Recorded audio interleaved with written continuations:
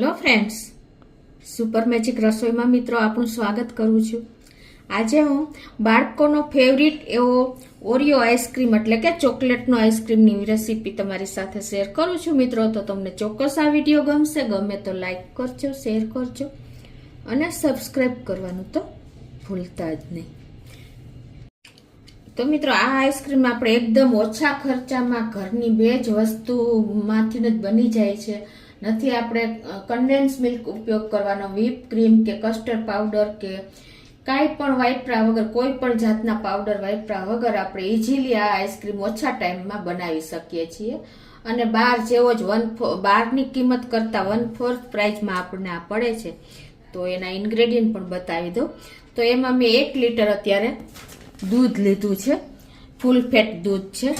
1 cup આપણે મલાઈ લેશું અને 4 થી 5 ટેબલ સ્પૂન જેવી આપણે દળેલી સાકર લીધી છે. અને ઓરિયો બિસ્કિટ મેં 2 પેકેટ મોટા લીધા છે, એટલે 2 નાના છે ને 1 મોટું છે.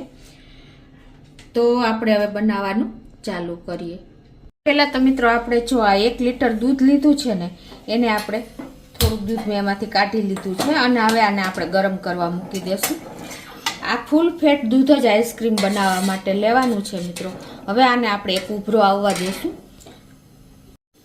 તો મિત્રો, જો તમે 500 ml દૂધ વાપરતા હો ને, તો તમારા 1 જ પેકેટ ઓરિયો બિસ્કિટનું નાખવાનું છે, પલાળવાનું છે. અત્યારે મેં 1 લીટર દૂધ લીધું છે ને, તો અત્યારે હું 2 પેકેટ બિસ્કિટ આ દૂધમાં પલાળી દઉં છું. 1 પેકેટમાં 5 બિસ્કિટ આવે છે. જો તમે 1 લીટર દૂધનું કરતા હો તો તમારે 10 બિસ્કિટ પલાળવાના. આપણે આનો પાવડર નથી કરવાનો, પણ આ જ રીતે આપણે એ જ દૂધમાં પલાળી દેશું. અને કોઈ જાતની ઝંઝટ જ નથી મિત્રો. કોઈ જાતના powder, condense milk, whip cream કાંઈ પણ વગર તમારે ખાલી આ રીતે જ પ્રોસીજર કરવાની છે. તો હવે આને આપણે 1 થી 2 મિનિટ પલળવા દેશું. તો 1 થી 2 મિનિટમાં જો આપણા બિસ્કિટ પણ સરસ પલળી ગયા છે. તો એને આપણે આ રીતે પ્રેસ કરી દેવાના, એટલે એકદમ દૂધમાં મેચ થઈ જાય. આ રીતે જો આપણે બિસ્કિટ પણ 2 જ મિનિટમાં પલળી જાય છે. તો આને આપણે જો આ રીતે પ્રેસ કરી લીધા છે. અને આ બાજુ આપણે દૂધ ગરમ કરવા મૂક્યું હતું ને, એને ઉફાણો પણ આવી ગયો છે. હવે ઉફાણો આવ્યા પછી આપણે આને 2 થી 3 મિનિટ આ રીતે સેજ ઠીક થાય ને ત્યાં સુધી હલાવશું. બહુ ટાઈમ પણ નહીં લાગે. આ રીતે જો 2 થી 3 મિનિટ આપણે એક ઉફાણો આવ્યા પછી આપણે રાખ્યું છે ગેસ ઉપર, હલાવતા જ રહ્યા છીએ continue, slow to medium flame ઉપર. અને હવે આપણે આ 1 લીટર દૂધ છે ને, તો એમાં આપણે 4 ટેબલ સ્પૂન જેવી આપણે સાકરનો પાવડર લીધો છે મિત્રો. અત્યારે ઉનાળો છે ને, તો તમારે સાકર જ વાપરવી જોઈએ, કેમ કે સાકર આપણા શરીરને ઠંડક આપે છે. અને એની ટાઈમ તમે સાકરનો ઉપયોગ કરશો ને, તો એ ફ્યુચરમાં કોઈ પણ જાતનો પ્રોબ્લેમ તમને નહીં આવે. એટલે આપણે ઘરે આઈસ્ક્રીમ બનાવવાનો આ જ બેનિફિટ છે કે આપણે એકદમ હેલ્ધી ઇન્ગ્રેડિયન્ટ વાપરી શકીએ છીએ. તો હજી આપણે આને આ રીતે 2 થી 3 મિનિટ ચલાવશું ખાંડ નાખ્યા પછી, કેમ કે પાણી ખાંડનું છૂટું પડે છે. તો આ રીતે આપણે જો 5 મિનિટ દૂધ ઉકળ્યું છે. અને હવે આપણે જે આ બિસ્કિટ ઓગાળ્યા છે ને દૂધમાં, એ આપણે આમાં નાખી દેશું.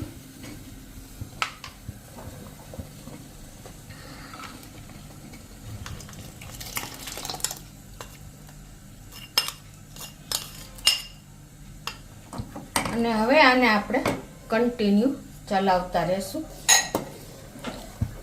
આપણું થોડુંક દૂધ ઘટ થાય ને ત્યાં સુધી આપણે આ રીતે ચલાવશું. એટલે શું થશે કે બિસ્કિટની કચાશ પણ, ઓરિયો બિસ્કિટની જે કચાશ દૂર થઈ જશે. તમને ખ્યાલ પણ નહીં આવે કે આમાં આપણે ઓરિયો બિસ્કિટ નાખ્યા છે. અને બીજું કે મિત્રો, બિસ્કિટ આપણા ગળ્યા હતા, અને એટલે આપણે 4 ટેબલ સ્પૂન જ આપણે ખાંડ નાખી છે. જો તમે ગળ્યું ખાતા હો અને તમારે વધારે જોઈએ તો તમે 1 થી 2 ટેબલ સ્પૂન વધારે પણ નાખી શકો છો. તો આ રીતે આપણે હજી 4 થી 5 મિનિટ આ રીતે ચલાવશું ઘટ થાય ત્યાં સુધી. તો આ રીતે જો આપણે કન્ટિન્યુ ચલાવતું રહેવાનું છે, નહીંતર તળિયા બેસી જવાનો પણ ચાન્સીસ રહેશે. અને મિત્રો, આમાં આપણે વ્હીપ ક્રીમ કે કાંઈ પણ વાપર્યું નથી, કોર્નફ્લોર પણ આપણે નથી વાપરો. ખાલી બિસ્કિટથી જ આપણે આ બનાવીએ છીએ આઈસ્ક્રીમ. જો તમે વેનીલા પેલું વાપરશો ને તો પણ તમારી ફ્લેવર અલગ જ થઈ જશે. એકદમ તમને ઓરિયોની સ્મેલ નહીં આવે. એટલે તમારે કોઈ પણ વસ્તુ ઉમેરવાની નથી. ખાલી ઓરિયો બિસ્કિટ અને દૂધ અને સાકર, બસ આટલું જ આપણે વાપર્યું છે. તો હવે આપણું મિશ્રણ પણ ઘટ થઈ ગયું છે. જો તમે ખ્યાલ આવી જતો હશે. એકદમ આવું ઠીક થઈ જાય ને 4 થી 5 મિનિટ જ લાગે છે, કોઈ ટાઈમ પણ નથી લાગતો. તો હવે આપણે ગેસ બંધ કરી દેશું અને આને ઠંડુ થવા દેશું. તો જો હવે આપણું આ બેટર આઈસ્ક્રીમનું ઠંડુ થઈ ગયું છે. હવે આને આપણે એક કોઈ પણ કન્ટેનરમાં ભરી લેવાનું છે. એલ્યુમિનિયમ કે પ્લાસ્ટિક કે જે તમારી પાસે અવેલેબલ હોય.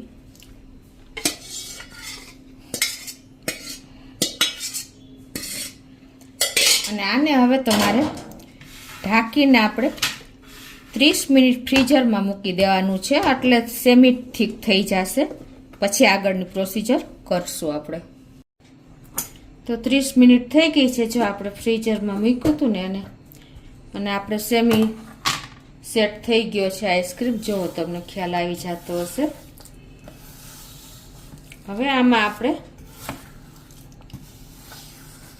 બીટર ફેરવી દેશું. અને તમારી પાસે બ્લેન્ડર હોય કે મિક્સરમાં ગમે એમાં તમે આને ફેરવી લેવાનું છે. એટલે શું થશે કે એકદમ આપણું આ બેટર ફ્લફી થશે અને આપણો આઈસ્ક્રીમ એકદમ સોફ્ટ થઈ જશે.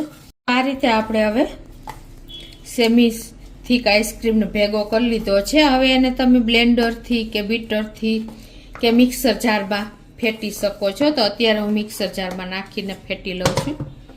એકદમ ફ્લફી આપણું બેટર તૈયાર થઈ જશે.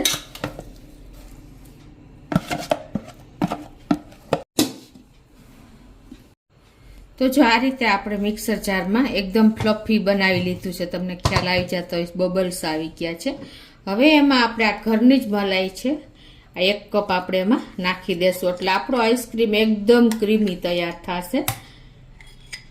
આ બધા ઇન્ગ્રેડિયન્ટ આપણે ઘરના જ વાપર્યા છે. તે આપણે મલાઈ નાખ્યા પછી પાછો આપણે આને ફેટી લેશું. તો આ રીતે જો એકદમ આપણે સરસ મિક્સર જારમાં ફેરવી લીધો છે. હવે એને આપણે જે ડબ્બામાં આપણે સેટ કરવાનો છે ને એમાં જ નાખી દેશું.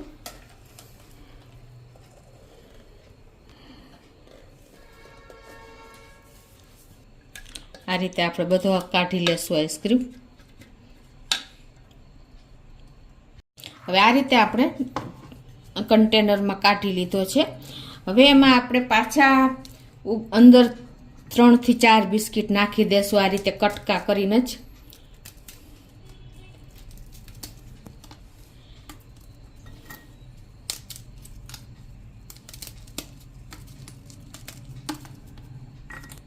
આ રીતે આપણે 5 ઓરિયો બિસ્કિટ નાખજો, કટકા કરીને નાખી દીધા છે. અને આપણે આ રીતે આ મિક્સરમાં હલાવી લેશું એટલે મિક્સ થઈ જાય.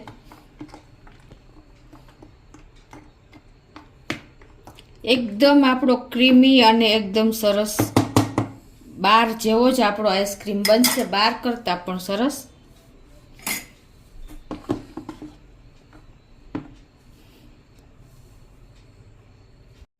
હવે ઉપરથી પણ આપણે ડેકોરેશન પૂરતા 2 થી 3 બિસ્કિટ આ રીતે નાખી દેશું.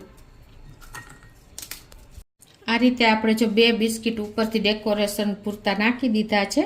અને હવે આને આપણે ઢાંકીને ફ્રીઝરમાં 8 કલાક સુધી સેટ કરવા મૂકી દેશું. પછી તમને આગળ બતાવું. તો મિત્રો આપણે જો આઈસ્ક્રીમ ફ્રીઝરમાં સેટ કરવા મૂક્યો હતો ને એને 8 થી 12 કલાક થઈ ગઈ છે. અને તમને ખોલીને પણ બતાવી દઉં મિત્રો. એકદમ સરસ તૈયાર થઈ ગયો છે. તો હવે એને આપણે તમને સર્વ કરીને પણ બતાવી દઉં.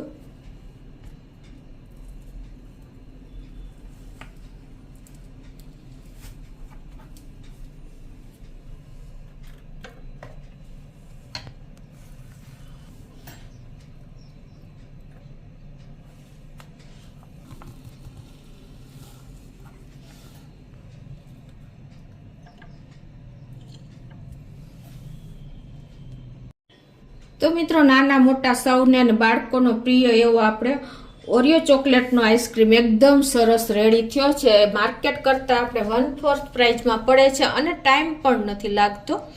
તો મિત્રો ચોક્કસ તમને મારો આ વિડીયો ગમે તો લાઈક કરજો, શેર કરજો અને સબસ્ક્રાઈબ કરવાનું તો ભૂલતા જ નહીં.